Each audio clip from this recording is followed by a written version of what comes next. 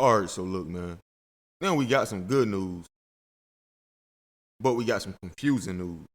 Now, I made a video about the vanishing of Alabama woman Carlee Russell. I think it happened last Thursday. I made a video about it Friday. Around 9:30 at night, she was driving from work. She claims she has seen a toddler walking along the interstate by themselves. She pulled over on the side of the road, called the police, notified them about the toddler, and then after she hung up the phone with the police, she called one of her relatives, and I'm assuming this is to tell them about the toddler, probably asking them what should she do in the situation. She gets out the car allegedly, walks over to the toddler or to look for the toddler. Next thing you know, she wasn't seen or heard from again. That is until a few hours ago, right? Carlee Russell just magically appeared back home. Now, to give more context about her vanishing, once the cops arrived to the scene, they didn't find her. They didn't find the toddler that she claimed she saw. The only thing that they found was her wig, her phone, other personal items, and her car. But here we are 2 days later, and she just popped up back at home. Now, although this is great news, because I'm pretty sure everybody wanted to see her back home and back alive, but it does warrant a lot of questions. And now some people, they're under the assumption that she was lying this entire time, like Jussie Smollett.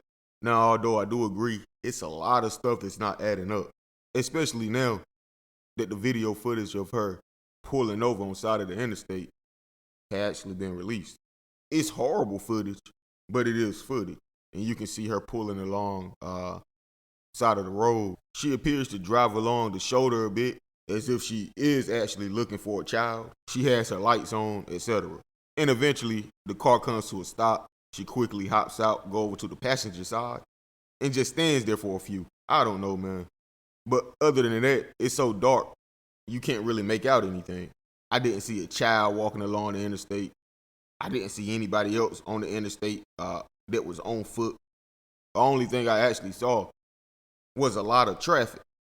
See, I was under the assumption she was probably on the interstate, like alone or with a few cars. But it was a lot of cars out there, fam. I feel like if she was abducted, somebody had to see it. Or somebody else had to see this toddler that she was talking about. I just don't get it. How is she the only person that saw this child? How is all of these cars passing by her car, but nobody seen her get abducted?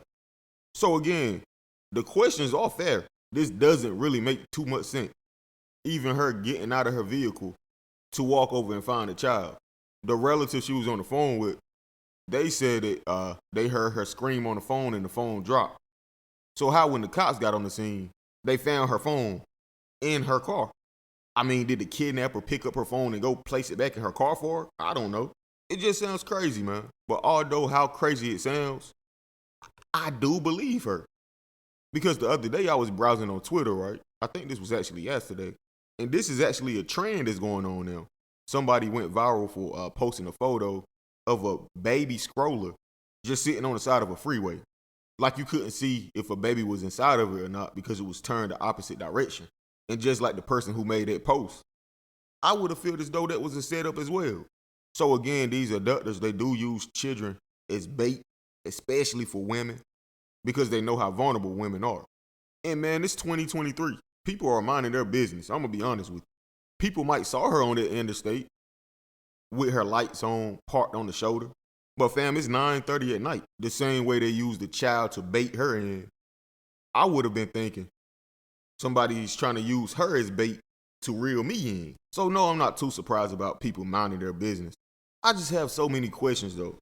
Was she hallucinating? Did she really see a little girl? Did she get kidnapped and the abductors let her go just because they saw how big the coverage was on her?